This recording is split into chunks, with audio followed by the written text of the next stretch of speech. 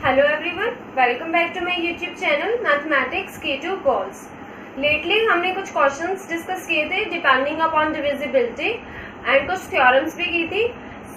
And उन questions में हमने एक रिजल्ट यूज किया था that was product of R consecutive integers is divisible by R factorial, और उसी रिजल्ट का आज हम प्रूफ करेंगे.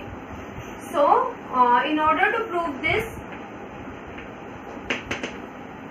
Product of R consecutive integers, R consecutive integers के प्रोडक्ट की बात की जा रही है, तो उनके प्रोडक्ट को लेट कर लेते हैं.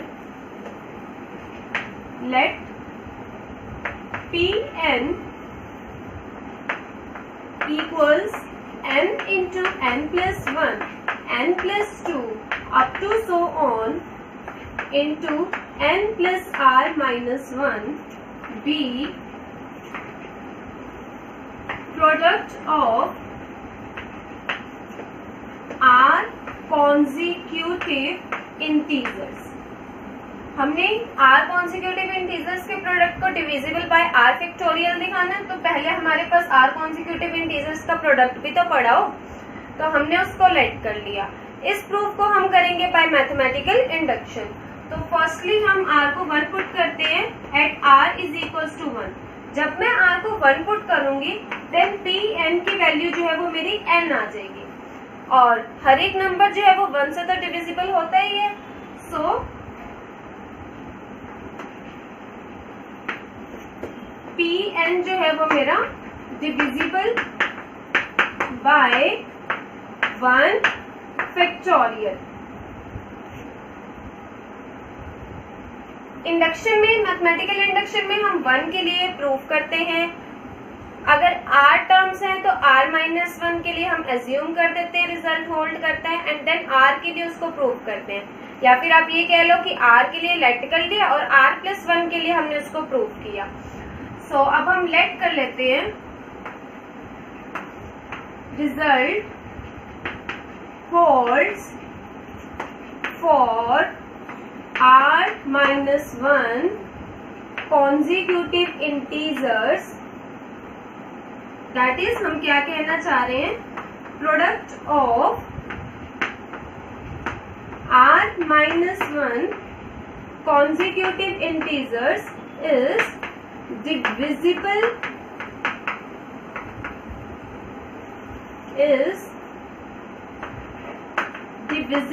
by r minus 1 factorial.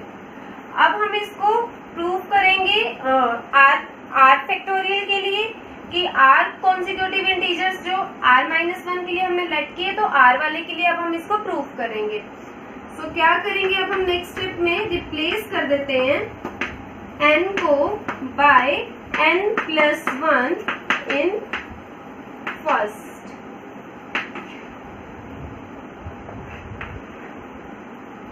हमने हमारी जो ये फर्स्ट सपोजिशन की थी that was P N is equals to this. इसके अंदर हम n को n प्लस 1 से रिप्लेस कर देते हैं, तो मेरे पास जो बनेगा that will be P N plus 1 equals n plus 1 into n plus 2 up to so on n plus r.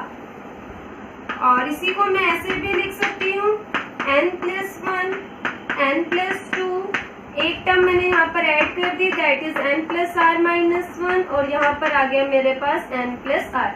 यानी इससे जो पहले वाली टर्म थी वो यही बनेगी, मैंने वो टर्म यहाँ पर लिखी है. अब दोनों तरफ n से मल्टीप्लाई करवा देते हैं. P N plus 1 n into n plus 1 n plus 2 up to so on n plus R minus 1 into n plus R. Further अगर मैं इसको सॉल्व करूं, यानी इस वाले को मैं ओपन करके लिख रही हूं, so this will be n into इस वाले n को मैंने यहाँ लिखा है, और ये वाली टर्म जो है वो मैं ब्रैकेट में लिख रही हूँ n plus 1 n plus 2 up to so on n plus R minus 1 plus r into ये वाली term n into n plus 1 n plus 2 up to so on n plus r minus 1। ये जो value है मेरी this one, ये तो Pn की value है जो हमने सपोज की थी। सो दैट मीन्स यहाँ से मेरे पास क्या आ जाएगा, Npn plus 1 is equals to Npn plus Rpn। Npn plus 1 equals Npn plus Rpn। तो फर्दर हम इसको सॉल्व करते हैं। Pn plus 1 minus Pn into n equals Rpn। इस टर्म को मैंने यहाँ शिफ्ट करवा दिया है। और नेक्स्ट स्टेप में Pn plus 1 minus Pn equals Rpn की वैल्यू प्लेस कर रहे हैं, that was n into n plus 1 n plus 2 up to so on n plus r minus 1। और इस पूरी टर्म को यहाँ जो n मल्टीप्लीकेशन में था उसको यहाँ शिफ्ट कर रहे हैं, डिवाइड करवा रहे हैं, तो ये कैंसिल आउट हो जाएगा। और ये जो मेरे पास बचा है वो r माइनस 1 कॉन्जिक्यूटिव इंटीजर्स का प्रोडक्ट बचा है, that is Pn plus 1 minus Pn is equals to Rp। Clearly show हो रहा है r माइनस 1 कॉन्जिक्यूटिव इंटीजर्स का प्रोडक्ट है। एंड बाय आवर अजम्पशन 1 के लिए केस ट्रू था, r माइनस 1 के लिए हमने सपोज किया था it is divisible by r minus 1 factorial. तो उसी का ही अब हम यहाँ पर यूज करेंगे। P जो है यहाँ पर वो डिनोट कर रहा है product of r minus 1 consecutive integers, जो कि हमारा डिविजिबल है by r minus 1 factorial. So that means P equals k into r minus 1 factorial. यही मतलब बना ना डिविजिबिलिटी के अकॉर्डिंग। तो अब हम इसका यूज करेंगे यहाँ पर। P की value k r minus 1 factorial है, so Pn plus 1 minus Pn is equals to k r into r minus 1 factorial. तो यहाँ से Pn प्लस 1 माइनस Pn जो है that will B k r factorial, that is r factorial जो है वो divide करता है Pn प्लस 1 माइनस Pn को। इस थर्ड इक्वेशन में फॉर ऑल n के लिए आया है ना, तो n को 1 पुट करके देखते हैं।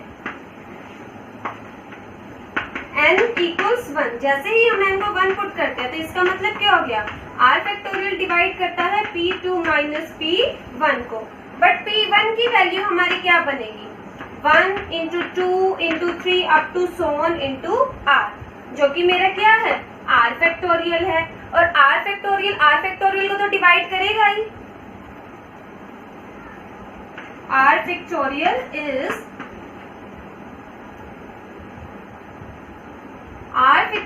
Is divisible by r factorial.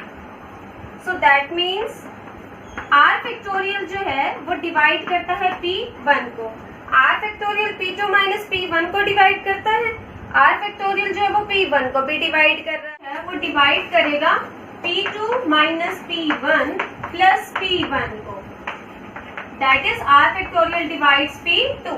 और अब हमने ये कहाँ से लिखा, हमने थ्योरम करी थी,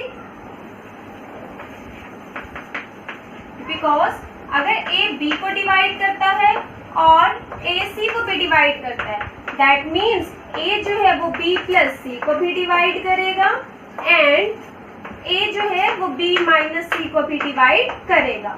उसी रिजल्ट का हमने यहाँ पर यूज किया है। सो r फैक्टोरियल P1 को डिवाइड कर रहा था, P2 को भी डिवाइड कर रहा है। से अगर मैं n को 2 पुट करूंगी तो r फैक्टोरियल जो है वो P3 को भी डिवाइड कर रहा है। So on generalising this we will get that r factorial जो है वो डिवाइड कर रहा है Pn को, जहां पर Pn जो था हमने स्टार्टिंग में अज्यूम किया था product of r consecutive integers. That is what the result, that is what the theorem says, that product of r consecutive integers is divisible by r factorial. और इसकी प्रूफ हमने कर लिए है और इसके बेस पर हमने कल क्वेश्चंस भी डिस्कस कर रहे थे। So the result holds for all n। If a divides b, b not equal to 0, then mod a less than equal to mod b। A B को डिवाइड करता है, बी आपने एक नॉन जीरो नंबर ली है, और अगर आप दोनों के ऊपर मॉड अप्लाई कर दो देन हमारे पास इनइक्वालिटी आ जाएगी, that is mod A will be less than equal to mod B. इसका प्रूफ करते हैं, बहुत ही इजी सा प्रूफ है। गिवन कंडीशन में हमें कहा हुआ है कि ए बी को डिवाइड करता है, डिविजिबिलिटी की डेफिनेशन के अकॉर्डिंग हमारे पास कोई इंटीजर के आएगा such that b is equals to a into में k। अब क्वेश्चन में हमें स्टेटमेंट में हमें दे रखे b not equal to zero. b non zero होने का डायरेक्ट मतलब क्या है कि जो k है मेरा इंटीजर वो मेरा नॉन जीरो होगा। a तो ऑलरेडी नॉन जीरो चल रहा है और दो नंबर्स की प्रोडक्ट अगर नॉन जीरो आ रही है तो दैट सिंपली मींस दोनों नंबर्स जो है वो हमारे नॉन जीरो है। सो k जो है वो नॉन जीरो है। अब हम जो हमारी ये फर्स्ट इक्वेशन है मॉड ले लेंगे, क्योंकि हमें एब्सोल्यूट वैल्यू के लिए रिजल्ट चाहिए तो हम मॉड ले लेंगे दोनों साइड्स पर। It will be mod b is equals to mod a into k, that is mod a into mod k। X Y के ऊपर आप मॉड अप्लाई कर रहे हो देन मॉड जो है वो स्प्लिट अप हो जाती है मल्टीप्लीकेशन के केस में। अगर प्लस माइनस होते हैं तो वहां पर इनइक्वालिटी आती है, बट मल्टीप्लीकेशन के केस में ये स्प्लिट अप हो जाते हैं। सो मॉड ए के को हमने स्प्लिट करके लिख दिया मॉड ए इंटू मॉड के। फर्दर अब k जो है वो मेरा नॉन जीरो है, अगर k की वैल्यू नॉन जीरो है that simply means mod k जो है वो मेरा ग्रेटर देन इक्वल टू 1 होएगा।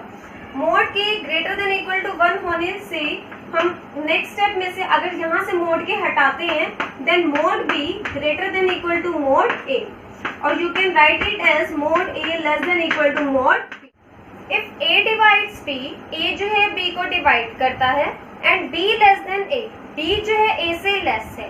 जहाँ a और b दोनों ही हमें नॉन नेगेटिव इंटीजर्स दे रखे हैं, फर्दर a को क्या कहा गया that is non zero number, then only possibility जो है b की दैट इज जीरो। ऐसे केस में b की जो वैल्यू है वो जीरो होगी।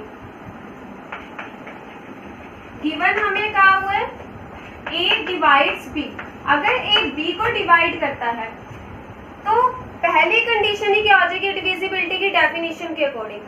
थ्योरम्स काफी ज्यादा हैं नंबर थियरी एंड ट्रिग्नोमेट्री की बुक में, सो उनके जो प्रूफ्स होते हैं वो एक्चुअली हमें याद नहीं रह पाते।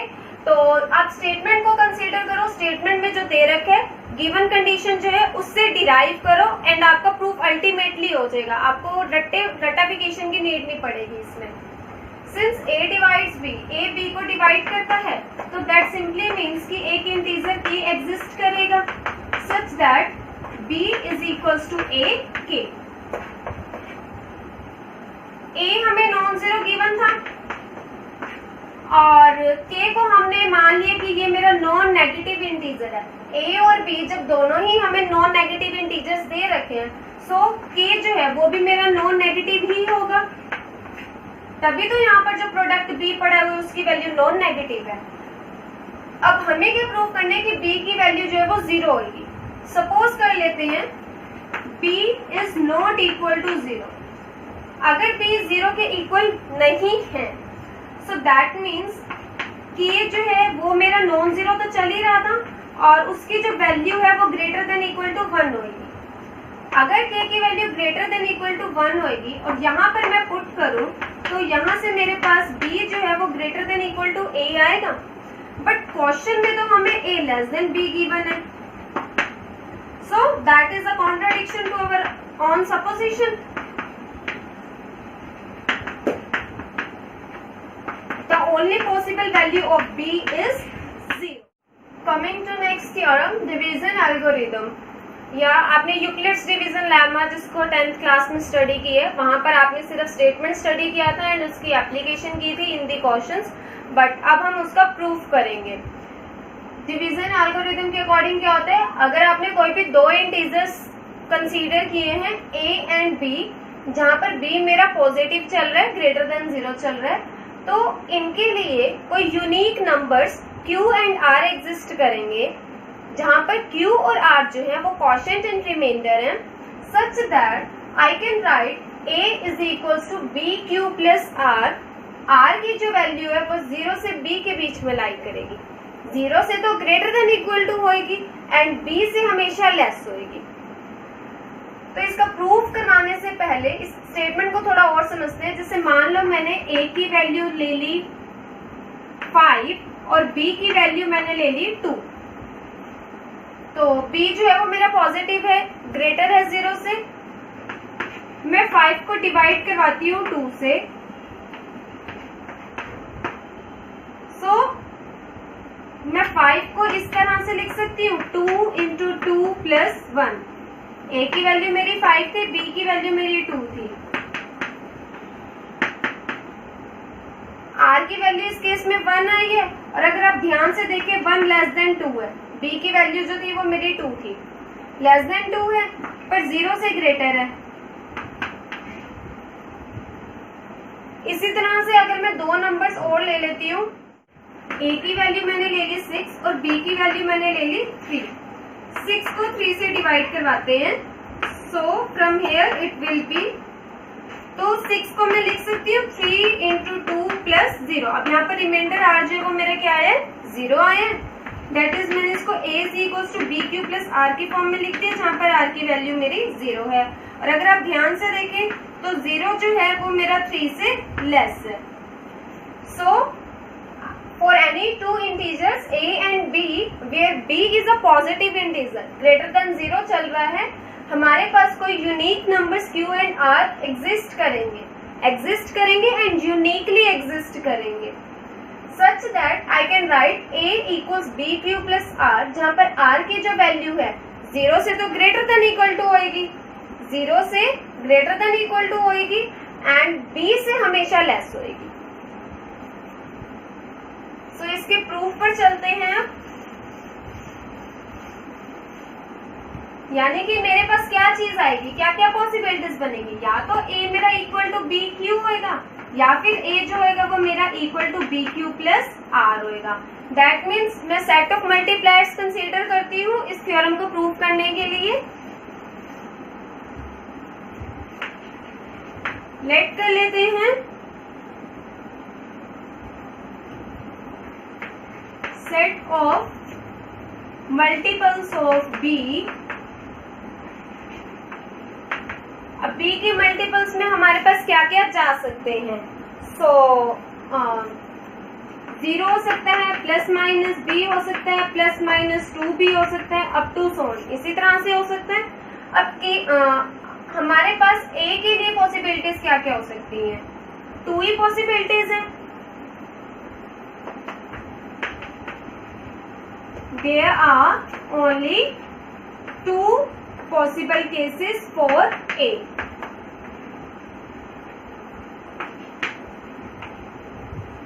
अभी मैंने आपको बताया था कि या तो A is equals to B Q होगा। अगर A equals to B Q है, where Q is some integer, तो ये B का मल्टीपल टाइप्स बन जाएगा। फर्स्ट केस हमने कंसीडर किया A is multiple of B। अगर A B का मल्टीपल है, that means A is equal to BQ for some integer Q। तो इसको मैं ऐसे लिख सकती हूँ A is equals to BQ plus 0, या फिर आप यहाँ पर R लिख सकते हो, जहाँ पर R की वैल्यू जो है वो मेरी क्या है, 0 है, और B जो था वो मेरा पॉजिटिव चल रहा था, तो यानी कि 0 R मेरा इक्वल टू 0 है बट लेस देन B है। अब नेक्स्ट केस जो मुझे कंसीडर करना है, फर्स्ट केस में A जो है वो B का मल्टीपल है, तो सेकंड पॉसिबिलिटी क्या हो सकती है कि A जो है वो B का मल्टीपल नहीं है। कंसीडर करते हैं A जो है वो B का मल्टीपल नहीं है। अगर A B का मल्टीपल नहीं है तो इस केस के लिए हम सपोज कर लेते हैं कि A जो है वो B के किन्हीं दो मल्टीपल्स के बीच में लाई कर रहा है, कॉन्जिक्यूटिव मल्टीपल्स के बीच में। तो लेट कर लेते हैं यहाँ पर इस केस के लिए A lies between consecutive multiples, A lies between consecutive multiples of B, say BQ and B into Q plus 1। b के कॉन्जिक्यूटिव मल्टीपल्स तो मेरे यही बनेंगे ना। और हमने क्या सपोज कर लिया कि a जो है वो इनके बीच में लाई करता है। अगर a इनके बीच में लाई करता है तो B Q less than a less than b into Q plus 1, that is B Q मेरा लेस है a से, फर्दर लेस है बी क्यू प्लस b से।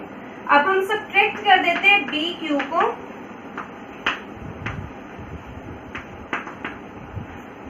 इस इक्वेशन में से हम बी क्यू को सब्ट्रैक्ट कर देते हैं इस टर्म में से। सो हमारे पास यहाँ पर आएगा 0 less than a minus B Q less than b। और हमारे पास गिवन कंडीशन के अकॉर्डिंग क्या था कि a और b कुछ इस तरह से इंटीजर है जिनको मैं a is equal to B Q plus R लिख सकती हूँ, राइट। तो अगर मैं a को equal to B Q plus R लिख सकती हूँ, इसका मतलब क्या हो गया कि a माइनस बी क्यू जो है उसकी वैल्यू मेरी r होगी। तो 0 लेस देन, इसकी जगह मैंने r प्लेस करा दिया, फर्दर लेस देन b। पहले केस में हमारे पास r की वैल्यू जो थी वो इक्वल टू 0 आई थी, that was less than b। और सेकंड केस में हमारे पास r की वैल्यू जो है वो 0 से तो ग्रेटर है बट b से लेस है। और यही हमें प्रूव करना था कि किन्हीं दो इंटीजर्स a एंड b के लिए, जहाँ पर b एक पॉजिटिव इंटीजर है, q एंड r आएंगे such that a is equal to B Q plus r, जहाँ पर r की वैल्यू जो है वो b से तो लेस ही होगी पर इक्वल टू 0 हो सकती है एंड ग्रेटर देन। सो हमारे पास आया a equals B Q plus R 0, जहाँ पर r की वैल्यू जो है वो 0 less than equal to r less than b। Let it be equation 1। अब हमें q एंड r की यूनिकनेस प्रूव करनी है, तो उसकी यूनिकनेस प्रूव करने के लिए मैं कोई दो अनदर इंटीजर सेलेक्ट कर लेती हूँ, q1 and r1, such that a is equals to B q one plus r1, जहाँ पर r1 जो है वो मेरा इस तरह से लाई कर रहा है। अब आप फर्स्ट और सेकंड को कंपेयर करो, comparing first and second clearly show हो रहा है B Q plus r equals B q one plus r one. So from here r minus r one equals B q one minus q, that is r minus r one is equals to b into में some integer. ये तो divisibility की definition होगी, that is b divides r minus r1। So अब r minus r1, r जो था वो भी मेरा रिमाइंडर कंसीडर हो रहा है, r1 जो है वो भी मेरा रिमाइंडर कंसीडर हो रहा है। और डिवीजन एल्गोरिथम के अकॉर्डिंग जो r की वैल्यू होती है वो लेस देन हमारी b होती है। सो कंसीडरिंग द फर्दर केस, यहाँ पर मेरे पास क्या आ जाएगा, r माइनस r1 की जो मोड है वो लेस देन b होएगी। और अगर आपको एक रिजल्ट याद हो, the result was that a divide करता है b को, b मेरा लेस है a से, जहाँ पर a मेरा कोई नॉन जीरो नंबर है। तो इसकी ओनली पॉसिबिलिटी क्या थी कि b मेरा इक्वल टू 0 है, यही रिजल्ट था ना। यहाँ पर भी मेरे पास कुछ इसी तरह से पड़ा हुआ है। तो मोड r माइनस r1 की ओनली पॉसिबिलिटी क्या होगी कि ये इक्वल टू 0 है, that is r minus r1 equal to 0, r equals to r1 and further q जो है वो मेरा इक्वल टू q1 आ जाएगा। सो किन्हीं भी two integers a and b के लिए कोई दो इंटीजर्स या नंबर्स q एंड r इस तरह से एग्जिस्ट करेंगे कि मैं a और b को इस तरह से लिख सकती हूँ, और ये जो q एंड r हैं वो मेरे यूनिकली एग्जिस्ट करेंगे। So now coming to the last topic of today, here are some definitions: common divisor, greatest common divisor and least common multiple। सबसे पहले common divisor को देखते हैं क्या होता है। If a number c divides any two numbers a and b, अगर कोई नंबर c है जो a और b दो नंबर्स को डिवाइड करता है, that is if c divides a and c divides b, then c को हम क्या कहेंगे, a और b का कॉमन डिवाइजर। नेक्स्ट है greatest common divisor, that is GCD, या फिर आप हाईएस्ट कॉमन फैक्टर भी कहते हो HCF। तो GCD क्या होती है, कोई भी positive integer d is said to be GCD of two integers a and b। कोई भी d मेरा एक पॉजिटिव इंटीजर है वो ए और बी की जीसीडी कहलाएगी अगर डी जो है वो ए को भी डिवाइड करे, डी जो है वो बी को भी डिवाइड करे। फर्दर सी डिवाइड्स ए, सी डिवाइड्स बी, यानी कि मेरे पास ए और बी का एक ऐसा कॉमन डिवाइजर आ जाए जो डी को भी डिवाइड करे। जीसीडी क्या होती है, आपने कोई भी एक पॉजिटिव इंटीजर डी, दो पॉजिटिव इंटीजर्स ए बी की जीसीडी कहलाती है अगर ये जो डी है इन दोनों को डिवाइड करे, डी डिवाइड्स ए, डी डिवाइड्स बी। फर्दर मेरे पास ए और बी का ऐसा एक कॉमन डिवाइजर सी आ जाए सच दैट सी जो है वो डी को डिवाइड करता है, जहां पर सी मेरा less than equal to D है। Least common multiple that is LCM. LCM क्या होता है कि हमारे पास कोई नंबर m आ जाए, एग्जिस्ट कर जाए, उसको हम ए बी की एलसीएम कहेंगे। अब इस केस में उल्टा होएगा, जीसीडी में तो क्या होता है, जो ये जीसीडी होती है वो इन नंबर्स को डिवाइड करती है। एलसीएम में क्या होता है, जो ये नंबर m ए और b जो होते हैं वो इस नंबर m को डिवाइड करते हैं।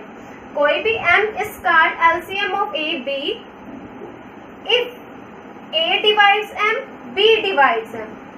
सेकेंडली क्या है कि मेरे पास कोई कॉमन मल्टीपल c आ जाए, a divide c and b divide c, then m divides c। For example अगर आप 2 और 3 का एलसीएम लेकर के देखो, एलसीएम को हम स्क्वायर ब्रैकेट से शो करते हैं। 2 और 3 की एलसीएम लेकर के देखो 6 आएगी। और अगर आप ध्यान से देखो इसकी डेफिनेशन के अकॉर्डिंग a डिवाइड्स m, 2 6 को डिवाइड करता है, b डिवाइड्स m, 3 भी 6 को डिवाइड करता है, 6 जो है वो इसका एलसीएम हो गया। और अगर कोई और कॉमन मल्टीपल इनका आता है, इस केस में तो आ ही नहीं रहा, बट अगर कोई ऐसा क्वेश्चन आ जाता है जिसमें मल्टीपल आ जाता है, देन m डिवाइड्स c। और अगर हम जीसीडी की बात करें, लाइक कोई भी दो एक नंबर हम कंसीडर कर लेते हैं,